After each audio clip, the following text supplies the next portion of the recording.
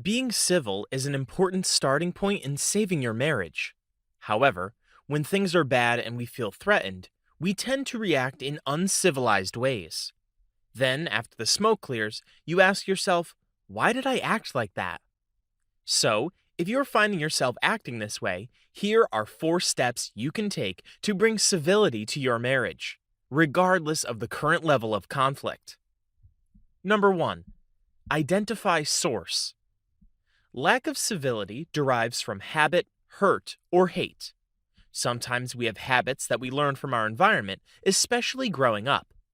You may say, I come from a loud and aggressive family, and I can't help the way I am. Sometimes the habit starts with your relationship with your spouse. You might not respond nicely to each other anymore or respect one another. Being conscious about your habits is key. Hurt comes from when your feelings are hurt and you respond uncivilly. So if your spouse hurts your feelings and you have issues communicating, you may lash out in anger. You have to address these actions with your spouse calmly and let them know how you feel. If you can't address the situation, you have to recognize the pain and move on from it. Hate is anger intermingled with love and hurt. When you're so connected with your spouse, these feelings are even more elevated. If you're at this point, you have to move somewhere to be more civil. Number 2. Commit to caring. You have to be caring of the relationship with your spouse, regardless of what's coming your way. When a spouse comes with anger, you have to recognize it's all derived from hurt. Instead of saying, my spouse is always angry, I need to defend myself, ask yourself, what is causing my spouse to act this way? Identify the source of these feelings by asking what you did to cause the hurt. Number 3. Avoid reacting. It's important to make yourself avoid behaviors that are uncivil. This includes name-calling, put-downs, yelling, and sarcasm.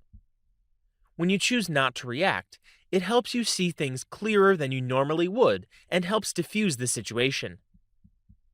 Doing this can help your spouse change their behavior since they're not seeing a different reaction out of you.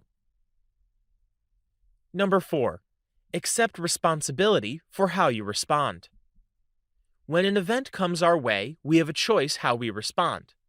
If you respond with anger, you will probably receive a negative outcome.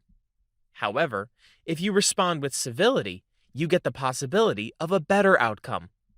Realizing that your response can be contributing negatively to your situation can help you move towards a more civil way of living with your spouse.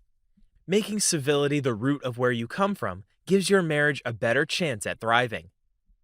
A lack of civility will continue to eat away at the relationship. So work on implementing these 4 rules and see how your relationship improves. And if you're looking for some no-nonsense ways to improve your marriage, I've put together a 100% free guide called 10 Hacks for a Happier Marriage. This guide lays out some great methods that you could implement immediately in your marriage. You can access it immediately by typing into your browser guide.marriagecomeback.com or by clicking the link in the description down below.